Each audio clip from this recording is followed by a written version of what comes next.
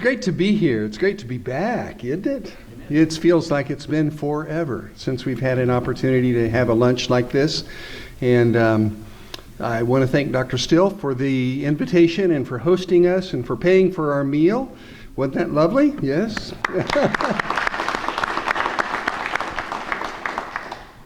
That conversation was a product of several other prior conversations that Terry has led as our moderator of the association in a strategic planning process. And we've been meeting monthly, more or less, for several months, talking about where are we and where do we need to go and what are the key things that we need to not miss as an association in the life of our churches these days.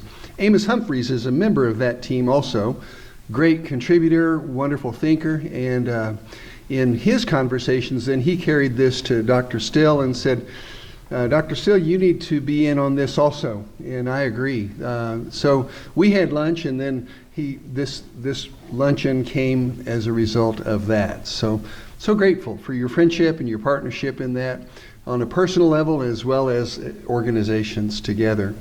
You know, the Waco Baptist Association, what it used to be called,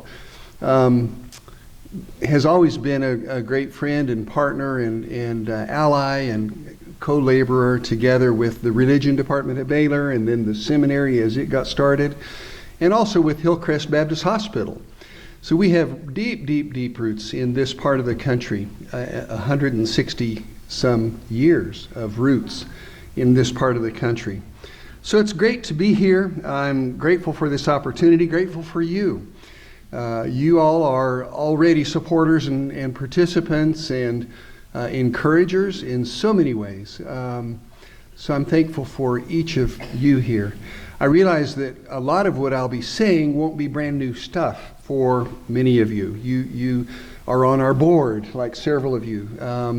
Some of you are also just regular attenders to our luncheons and participate in our Pastors' Covenant groups and things like that. But I did want to have a chance to give kind of an overview from my perspective of the association and how we're doing these days. I've been here for 13 years serving in this capacity, and talking to you about the association seems a little bit self-serving.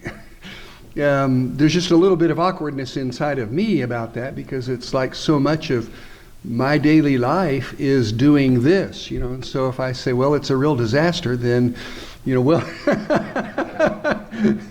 then it's a reflection on me, you know, or if I say it's all wonderful, then it's kind of like polishing my own crown or something, you know.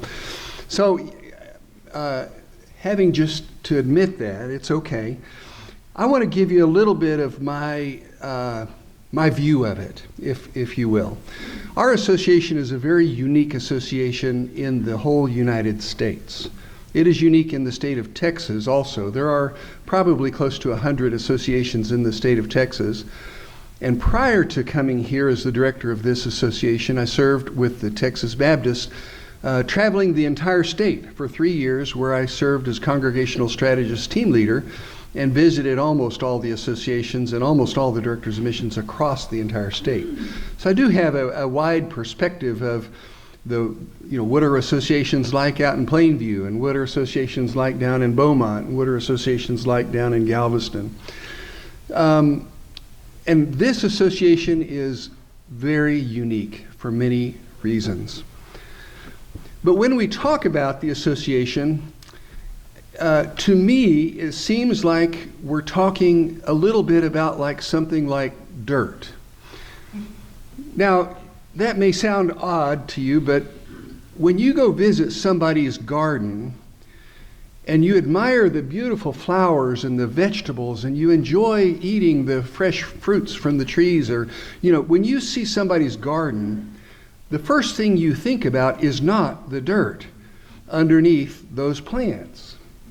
Isn't that right? I mean, and that's really a lot like what the association is. People come and visit your church, they see the good things going on, they know what's happening, and they're blessed. They walk away knowing that they've had an encounter with God, they've had their life transformed, they've been blessed with their family. And they can do that for years and never know that the association even exists.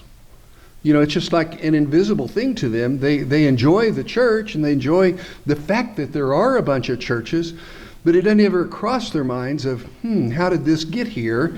What's the background here? And then how is this sustained, and what is it that it makes it to flourish?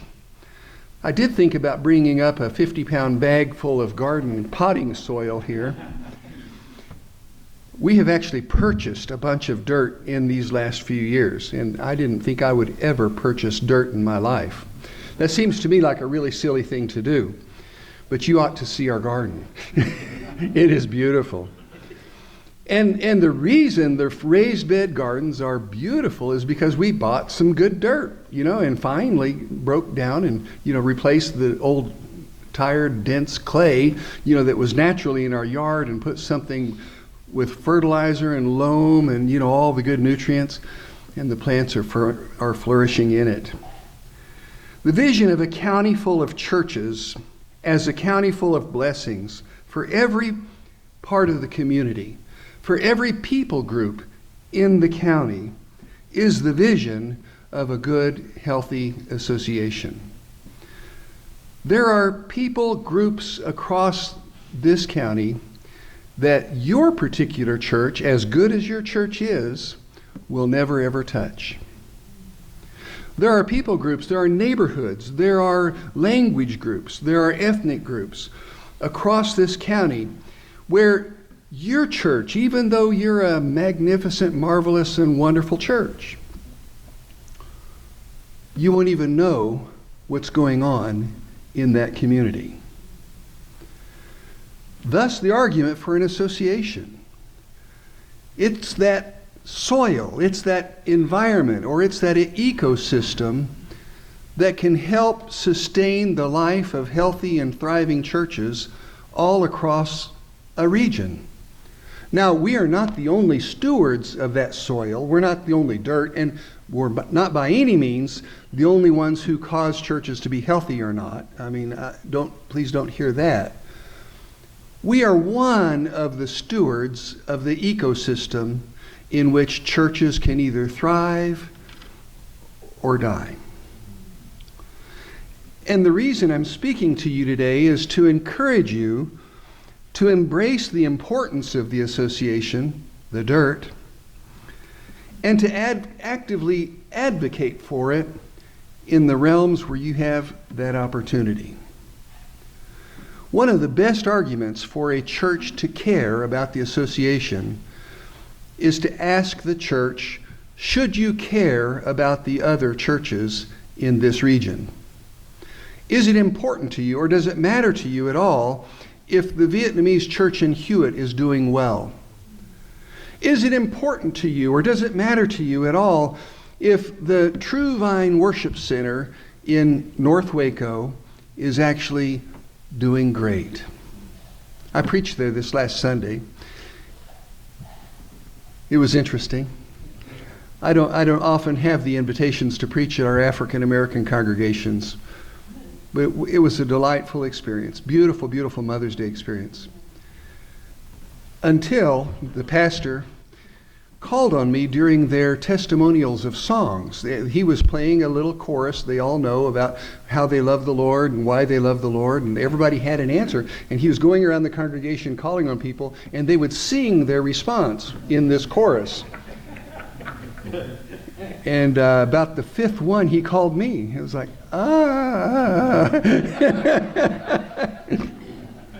In case you don't know, I'm not a great singer. I grabbed the microphone and I tried. I let it have it all I could. They all laughed and they all had a fun time, and we went on with the service. But does Greater True Vine matter to your church? That's the question. It should. Because what happens at that church, or the Vietnamese church in Hewitt, or First Baptist Waco, or any of the other churches, is going to have a direct impact on you and your church. We are a body of Christ. We are connected to each other, whether we recognize it or not.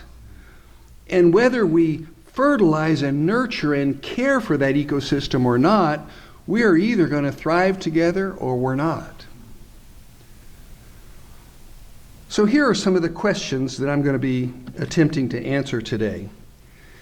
And I won't hold you very long, I promise that. It won't be 7 minutes and 30 seconds like we used to do. What are some of the trends among associations in general? I'll be brief on that. Where are we as a Waco Regional Baptist Association? What are the challenges the WRBA is facing now from my perspective? What are our biggest contributions to the gospel today? Why does the association matter, and how can you be an advocate for that association?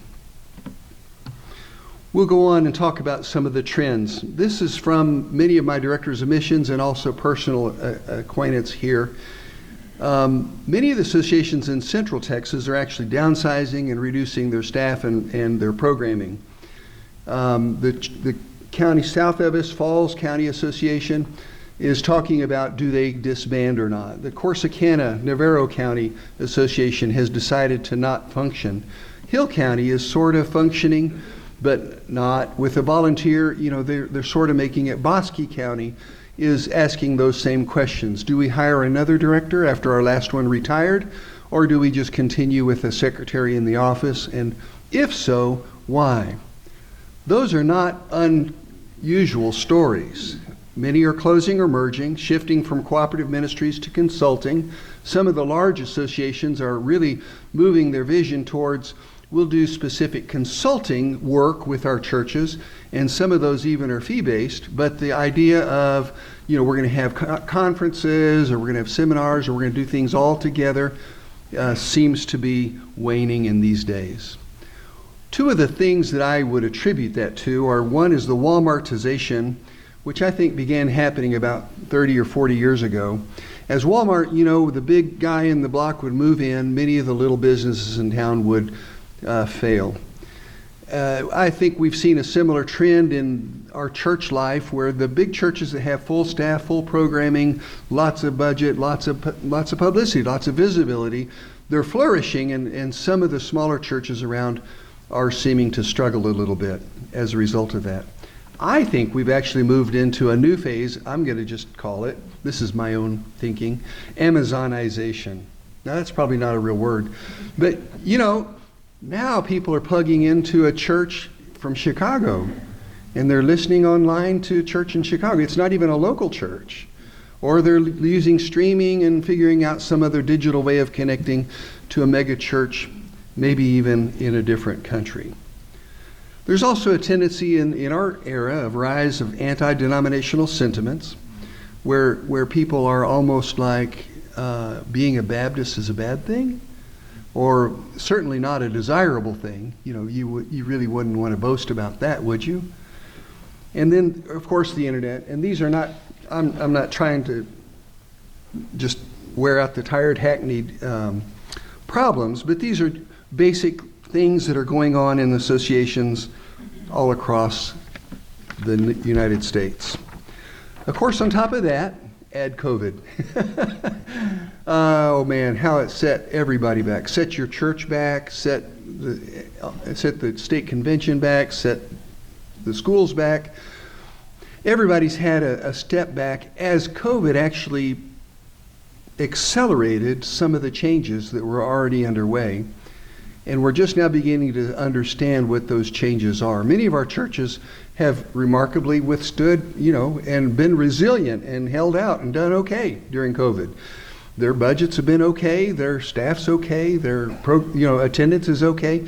And now coming back, it seems like most of our churches are hitting up around 80% of pre-COVID, or 100, and a few are exceeding that. But it seems like we're kind of out of that.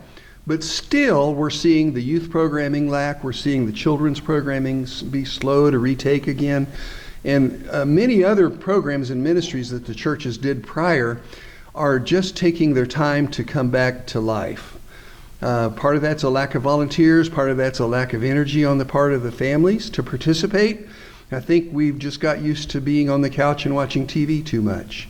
But that's just where we're at. Well, that impacts the association as well, of how much appetite is there for training, or how much appetite is there for other meetings or making strategic plans, those kinds of things. Those challenges have been experienced by or shared by all of us. But where are we as the Waco Regional Baptist Association? You'll see on this graph what our church giving to the association looks like over these past years from 2008 through 2021. The bottom line is the actual church contributions per year to the Waco Regional Baptist Association. Roughly, it's rounded around $250,000 a year. Yeah, even if you can't see the details, it's just up a little, down a little, around $250,000 a year. Been pretty stable for those 13 years that I've graphed here. The reality, though, of that is if you would impose on top of that the little orange line, what if we would have just kept up with inflation at 3% each year? That would mean that today we're probably about $100,000 behind where we were in 2013 as far as our capabilities and activities and financial abilities.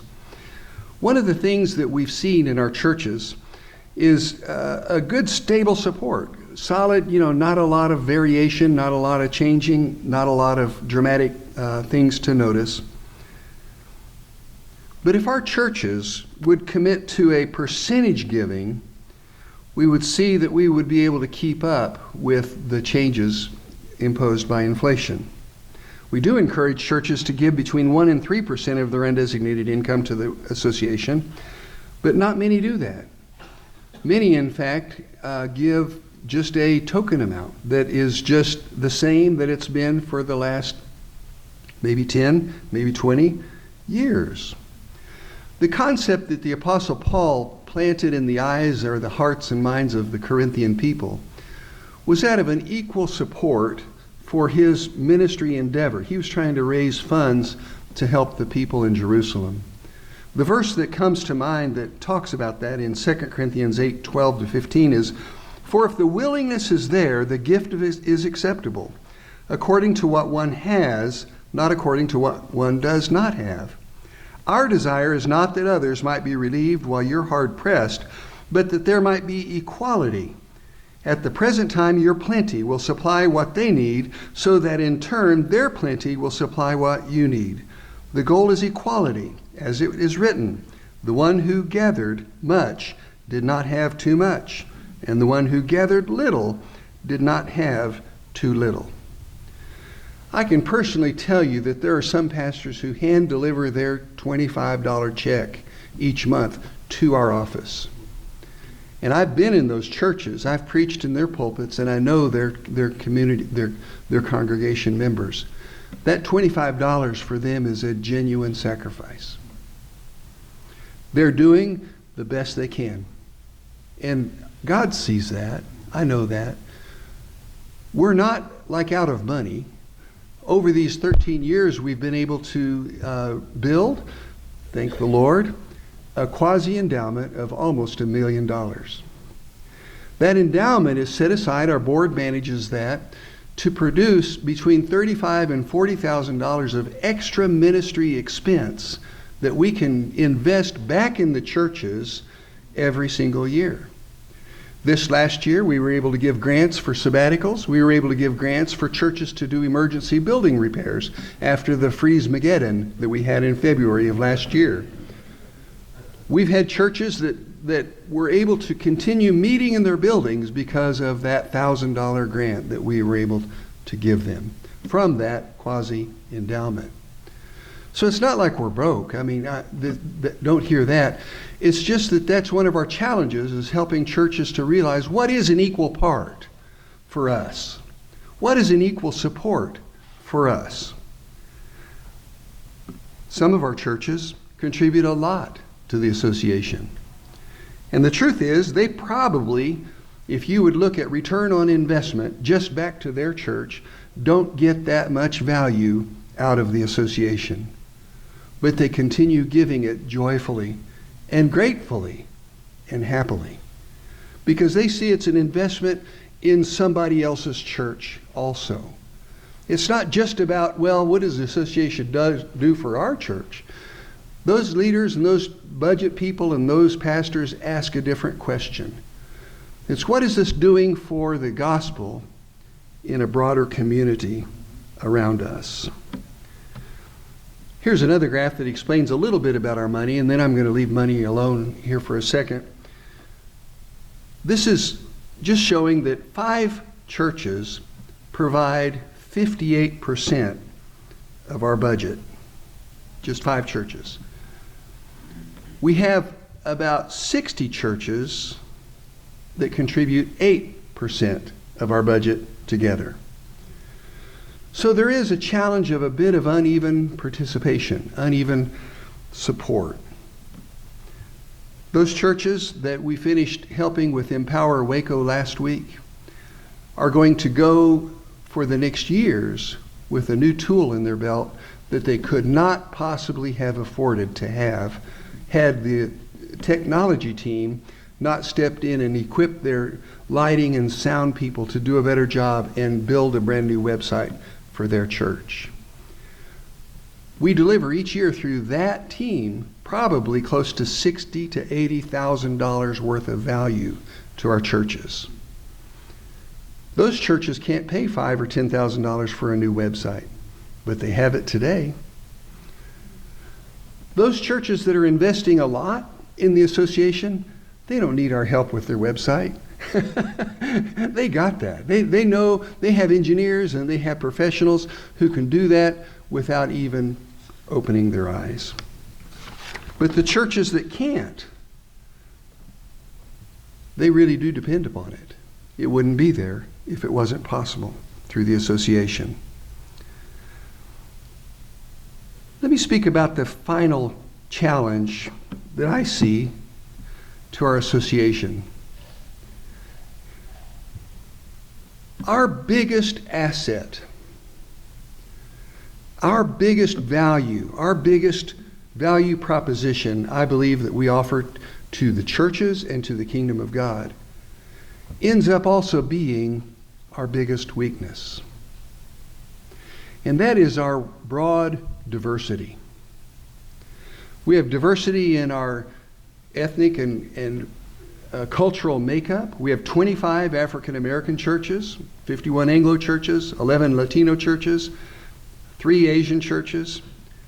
But we have variety also in the theological preferences or the theological spectrum that we represent. We have churches that participate in CBF. We have churches that participate in SBC. We have multicultural churches. We have churches that have a broad spectrum of the understanding of being Baptist. Now, why is that our biggest asset?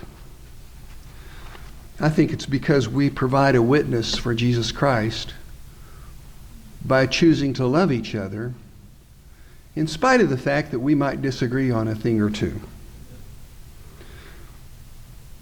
I think it provides us with a richness of understanding of scriptures that we would never have if we didn't have the opportunity to fellowship with, worship with, and serve together with people of very different backgrounds. I think it does us a lot of good to change pulpits with a church of a different culture, to go visit and worship with people from a different background. They do things differently, but for a good reason.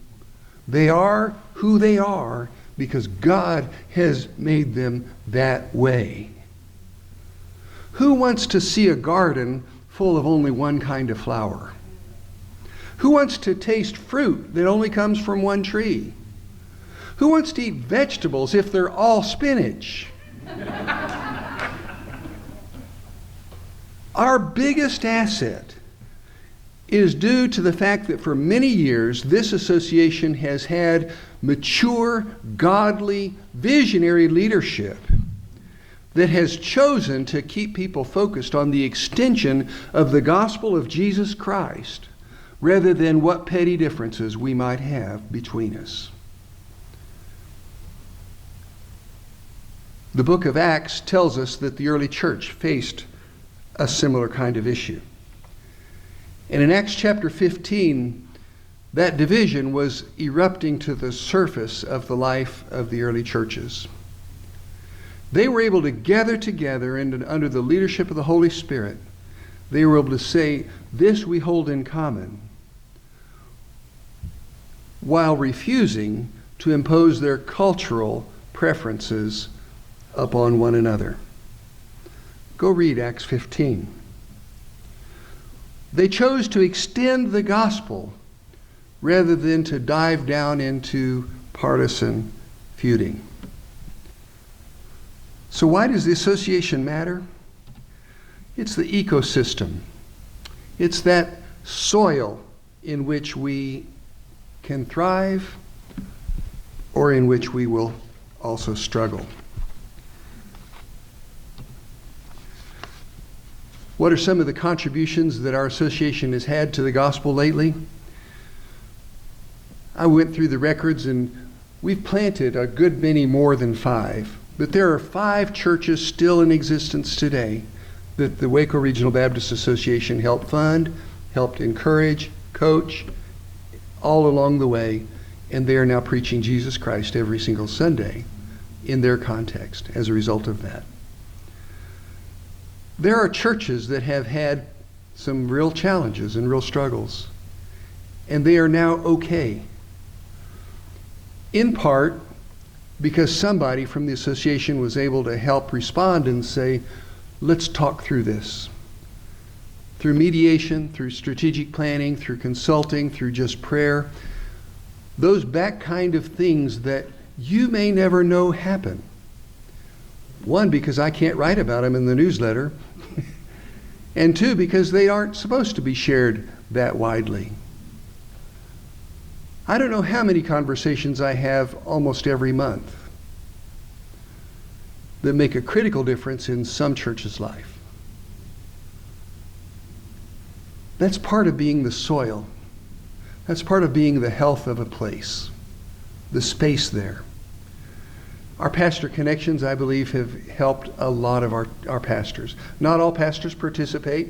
I wish they would. I wish you would. But those pastors who do participate, we've had, through the whole COVID pandemic, we've had 2 Zoom fellowship groups with about a total of 20 pastors. And those have developed into great cohorts of friends. Church technology, I think, has been a great help. I think we've also contributed to the gospel by being a hospice care for churches that are dying. We've seen 22 churches close in 13 years. That doesn't sound like something you'd want to brag about. But the truth is that some churches do run their lifespan. And as they come to their conclusion, what happens next is largely answered by who's there at that time. If somebody's present at that time, then gospel ministry may well take root anew, and a new kind of church may sprout up in that community, preaching in the language of the local people, or preaching in the language and the culture of those who've moved in to that neighborhood as a result of that transition. Using the gardening metaphor, maybe it's like seeing that the peas kind of have run their course, and it's time to take them out, and then you got a chance to put in something else so that the good news can keep growing. There are other ways that I think the contribution to the gospel has been helpful in our area, and one of those is simply by the email update we send every week. We have about 1,200 people that receive that every week, and almost half of you read that. That's amazing. And it's amazing what good that does at times. You know, from the simple thing of we've got a bunch of pews to give away, can you find us a church that needs some pews? And we put that out there, and 2 days later somebody has pews. You know, or the thing like the hospitality house that Dayspring is just now opening. And, you know, we put that in our newsletter, and they went to the Naomi house yesterday where they are soliciting help to have a house for refugees. As other churches, as other pastors have gone to see that, hear about it, they're wondering, hey, maybe our church could do something like that. How'd you do that? What's your obstacles? How's that going for you?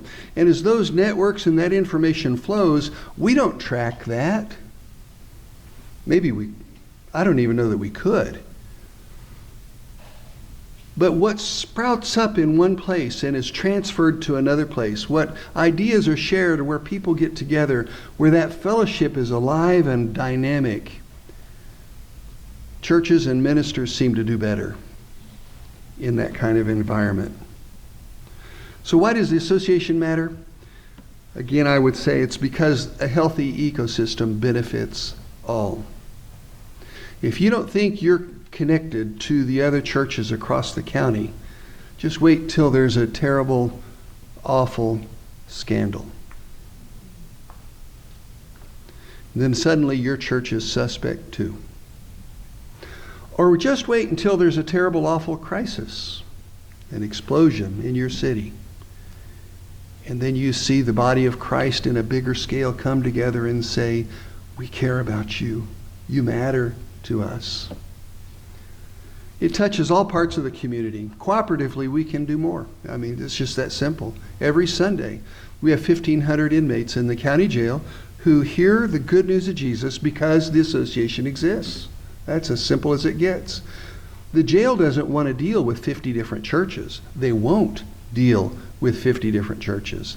They want to deal with one group, one individual, one phone number. Y'all take care of the spiritual stuff for us, and we're that one phone number.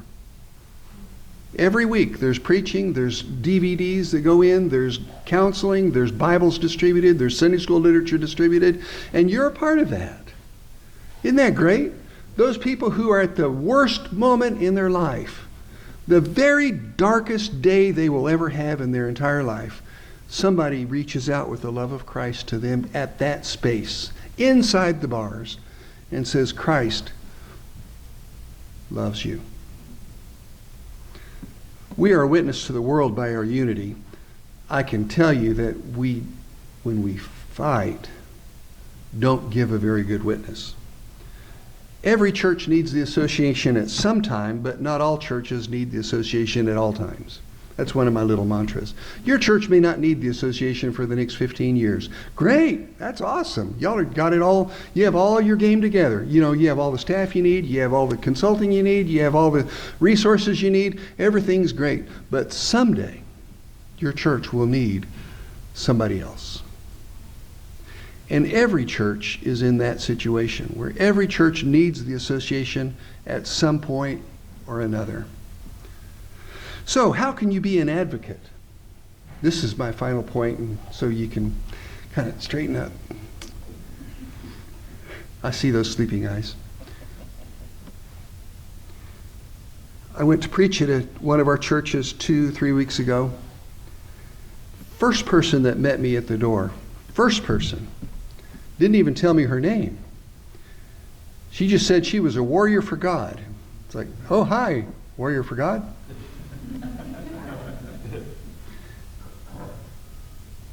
She had heard that the Waco Association was a bunch of liberals. I was like, oh, well, that's interesting. Tell me about that. You know, where'd you get that? You know, what do you mean? I found out later that she had hit my wife up in the restroom before that with the same thing. Aren't you Waco Baptists a bunch of liberals? Well, I asked her what she meant, and she recited her 5 favorite talking points from her favorite TV channel, and but none of them were actually true at all. Nothing was true about it. It had no fact whatsoever, no basis in any witness or truth, nothing. It was all false. But I was able to tell her, you know, ma'am, I'm sorry, I don't know where you got all that information, but that's not true, that's not true, that's not true, and that's not true. And would you excuse me, I need to go preach? After the service, I think she figured out that I wasn't a flaming liberal, because I preached a sermon from the Bible. And she came and apologized. You know, apparently she had the wrong association or something, I don't know. We are in weird days where people are willing to throw away a 160-year-old relationship with an association. They're willing to walk away and say, oh, y'all are that, or y'all are this, or y'all are the other, and we won't have anything to do with you because of that, and they're gone. 160 years of working together. There are many people, many institutions, lots of big dollars, sowing distrust in amongst us as a nation today. Sowing distrust in one another, sowing distrust in our organizations, sowing distrust in our government, sowing distrust in our institutions, and pumping people up with fear. You can be an advocate just where that happens to be when you hear things that just aren't true. Just speak up and say, I may not know that, but let's find out.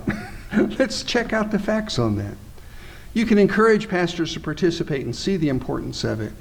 Man, I'd love to see a greater host of pastors participating in the fellowship groups. Churches, if we would contribute on a percentage basis, circling around to that beginning, our budget issues would be solved if churches would just commit to a certain percentage. And volunteer. Your ministry, if it's doing great stuff, may be needed by some other churches. This example of Dayspring starting a home for refugees. Well, they're about 6 months into that. They don't have the refugee family there yet, but they're certainly got a house and they got a host family and they're working on it. You know, if that's a great ministry, if that's a way to reach people for Christ and extend the kingdom of God, then maybe another church will be interested in doing something like that. Let's talk. Bring it forward and say, maybe others would be interested in this or in that. One of our pastors is putting on a men's conference. He's been participating in the Thursday cohort with churches. Now he has several of those other pastors going to speak at his ministry men's conference. It takes that kind of initiative to be an advocate these days. Some final thoughts. I know I said finally, right, already? That's a trick preachers do. It takes all of us to make this happen. The seminary, the students, the professors, the pastors, the deacons, the state convention, the association, financial secretary, retired builders, disaster relief people. It takes the youth ministers, it takes the children's ministers.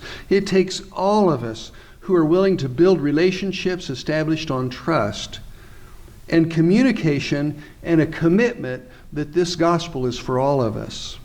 And that's what is good for my church is going to be good for all churches. We've been around for 165 years or something like that. How is the association? I can think of 2 words I would like to say that might best capture it. The association is very resilient. It has withstood a lot. It has adjusted and adapted and moved and changed, and it's resilient. I love that. It goes with the flow. My second word, I think, is not quite as optimistic. It's fragile.